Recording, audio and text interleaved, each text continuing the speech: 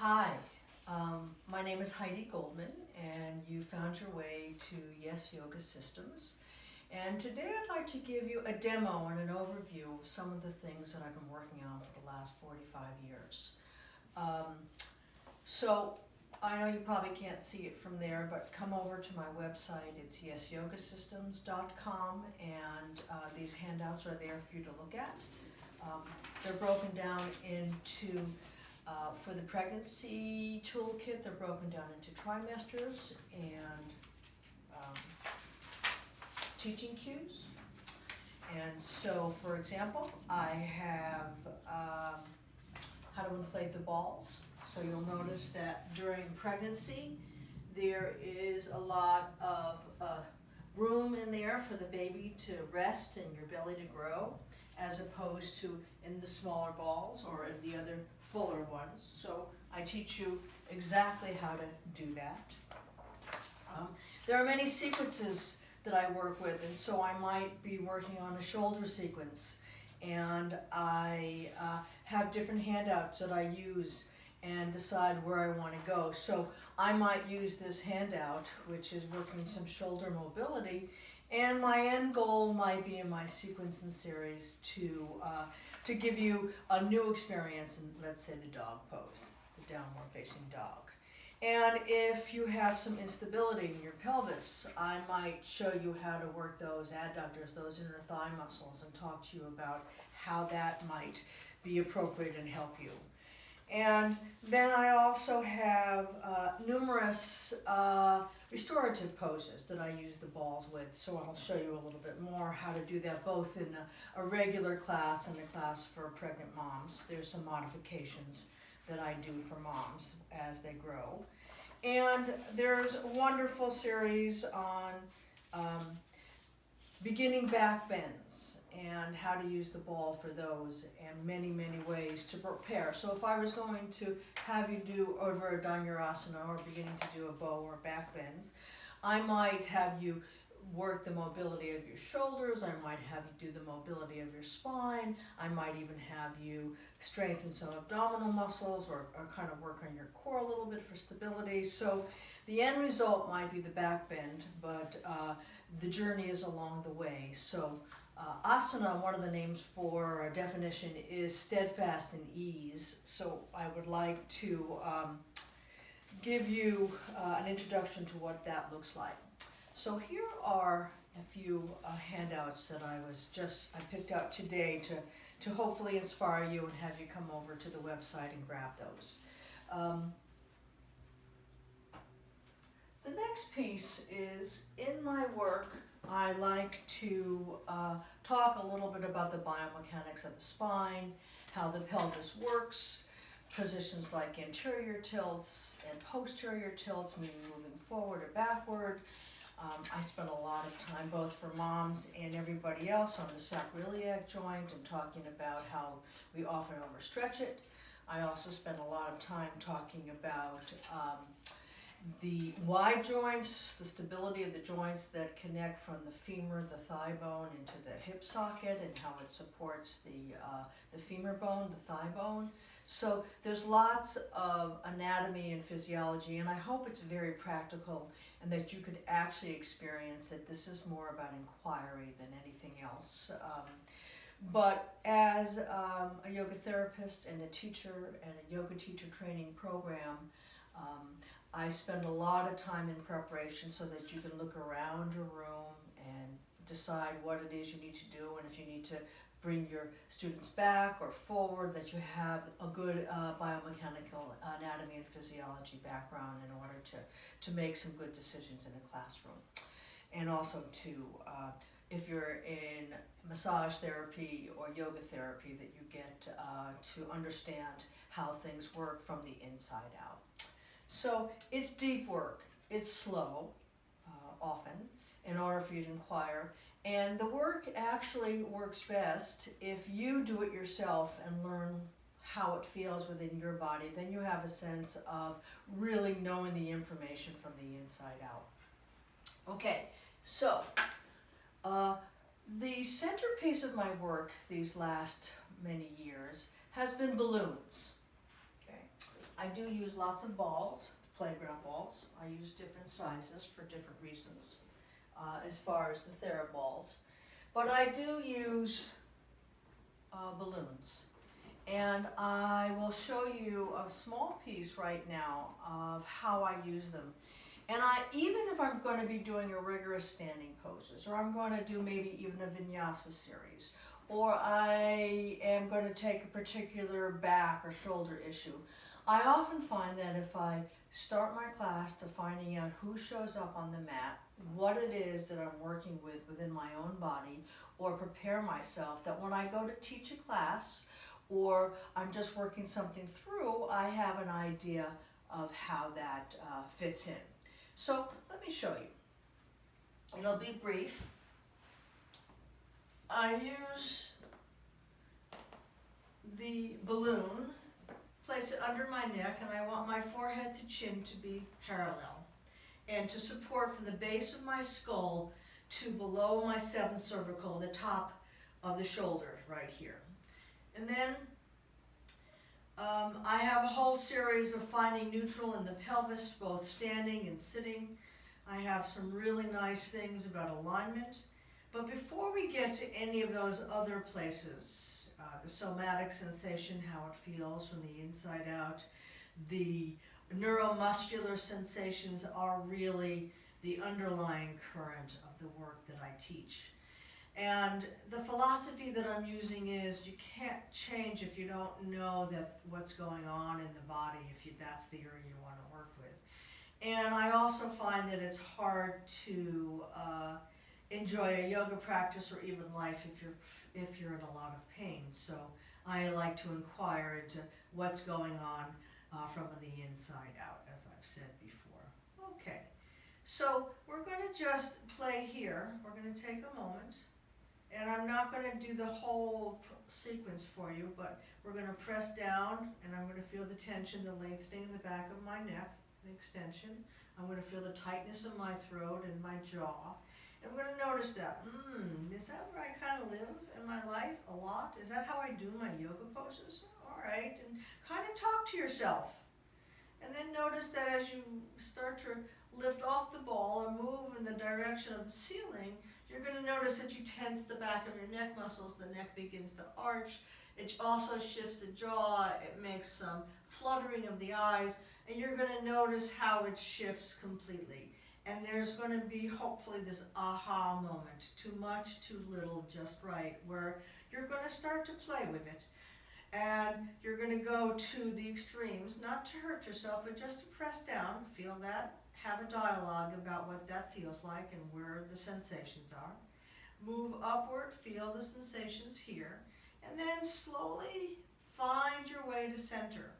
I often find that as I release and allow my body to learn this experience and understand it from a very deep body-mind place, that if I start from the extension and I move slightly off the balloon, that my body says, okay, I'll support you in this position.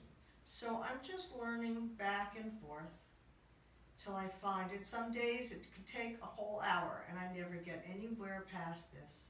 Some days it'll take 2 or 3 minutes, it'll give me some good information, and then I'll move on to where I need to go. But this is the setup. This is telling my body that I'm here to listen, I'm here to learn, and to connect inside. So afterwards, I take the balloon out, and I let the residue just kind of linger in my body. Sometimes I take smaller balls, or I have towels and blankets that I use to support the head and neck, and I begin to release and notice when the tension starts to build back up.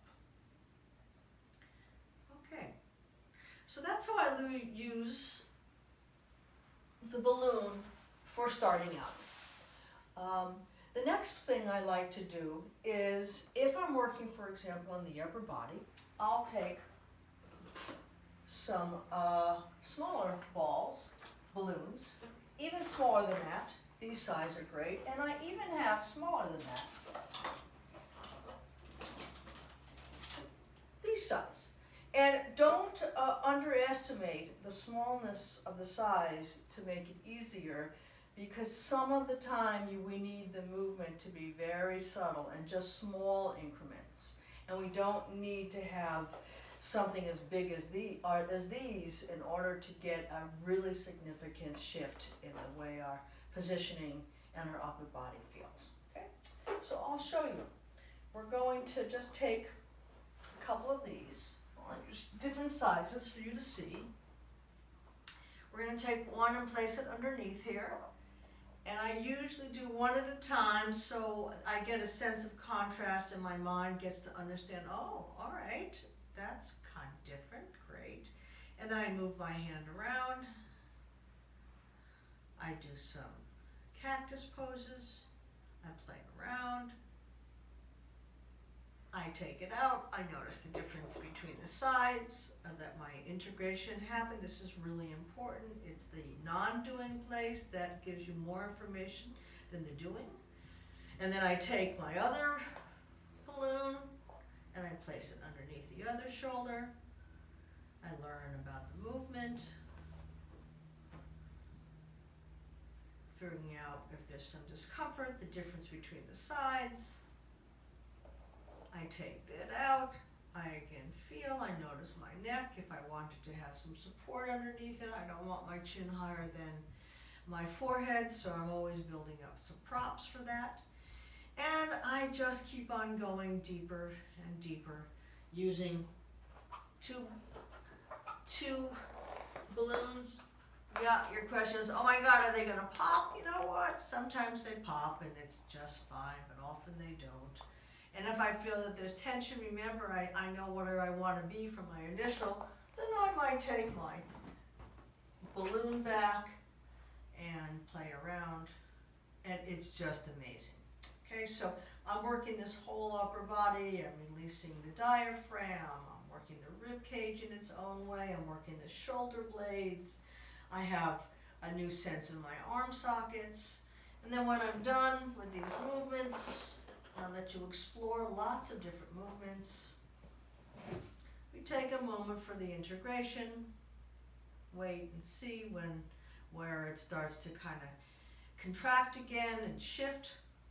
And slowly it doesn't go back to that original place because it's beginning to learn a new process. We're transforming. And that's how we get out of pain. So, the Yes Yoga Balls and Bodywork is simple in some ways, and then it's also very profound, and it can be hard because we're used to taking a particular route home, and we have patterns that are in our body that actually sometimes are to our disadvantage and cause pain and discomfort. So we want to go in there, we want to invite ourselves in, we want to take our time to learn. So at this point, if I'm sitting for any length of time at all, I will use my playground ball underneath my pelvis. And again, we have these sitting bones that are typically lower than your tailbone. So the playground ball sits lovely. You don't want it pressing on the tailbone, so you want to place it in a place that gives the stability and some buoyancy, and it's quite wonderful. Okay? And then I'll take another ball. So we lay down, we worked our shoulders. Now we're going to work our armpits. First I would have you just relax and feel the shoulders, then do the movements, one side, take a moment, then do the other side. And I have a whole routine and feel the movements. And things begin to shift really beautifully, dramatically. And there are other different sequences that I do at this time, depending on what my class needs and what I see going on in the room, whether it's on a Zoom class or in class these days, all right? And then, because I've got the mobility and I have a whole sense of my upper body, I will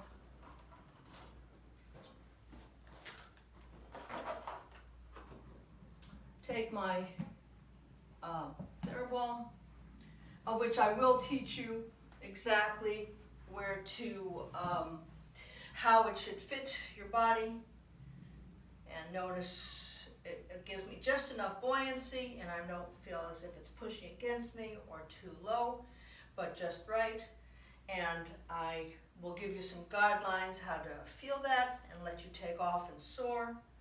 I want you to notice that if we're doing a pregnancy teacher training or a class, that the ball is deflated, and it actually supports and holds the baby just beautifully. And there's lots of lovely positions that you could do that really nourish and support you during that magical time. Okay, so I said I would take you into a dog pose. And so we're going to do a downward facing dog, Ardha Mukha Svanasana. And we're going to first, before I start, I want to check in again and find out through different movements that I'll share with you, and waves and figure eights and infinities and moving forward and back, trying to find neutral. And because I have a whole new sense of my upper body, that when I go into my dog pose and I use the ball as support, I find a new place, completely new and different.